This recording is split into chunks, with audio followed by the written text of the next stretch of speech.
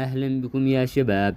اليوم موعدنا مع أهم مباريات يوم السبت 29 أغسطس 2026 في يوم كروي جديد ومليء بالإثارة والحماس، حيث تتجه أنظار عشاق كرة القدم إلى الملاعب لمتابعة مجموعة من المواجهات القوية في مختلف البطولات. يوم السبت ستكون حافلا بالمباريات المنتظرة مع استمرار المنافسة في الدوريات الأوروبية الكبرى، إلى جانب العديد من المواجهات المهمة في مختلف المسابقات، وسط ترقب وطموحات كبيرة من الأندية لتحقيق الانتصارات وحصد النقاط.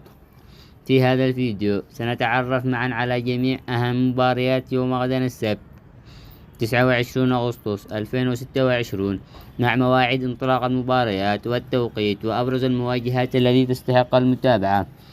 أولا، من كأس الجمهورية اليمنية، شعب صنعاء ضد شباب مارخا الساعة 4 عصرا على توقيت مكة المكرمة. المباراة الثانية، سيئون ضد أهلي صنعاء الساعة 4 عصرا على توقيت مكة المكرمة. ننطلق الآن إلى الدوري الإنجليزي، ليفربول ضد نوتنغهام الساعة 2:30 ظهرا على توقيت مكة المكرمة. ثم مباراة توتنهام ضد نيوكاسل الساعة 7:30 مساء على توقيت مكة المكرمة. ننطلق الآن إلى الدوري الأسباني، إشبيليا ضد أتلتيكو بلباو الساعة 10 مساء على توقيت مكة المكرمة. ننطلق الآن إلى الدوري السعودي، الخلود ضد الأهلي الساعة 7:05 مساء على توقيت مكة المكرمة.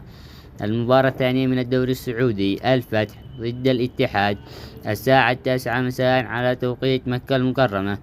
ننطلق الآن إلى الدوري الإيطالي، يوفنتوس ضد بارما الساعة 9:45 مساء على توقيت مكة المكرمة. ننطلق الآن إلى الدوري الألماني، دورتموند ضد هامبورغ الساعة 7:30 مساء على توقيت مكة المكرمة. ننطلق الآن إلى الدوري الفرنسي، ليون ضد لوهوفر الساعة 9:45 مساء على توقيت مكة المكرمة. لا تنسوا دعمنا بالإعجاب بالفيديو والاشتراك في القناة ليصلكم كل جديد وحصريا في عالم الرياضة. كان معكم محمد الخولاني، ودمتم في أمان الله ورعايته.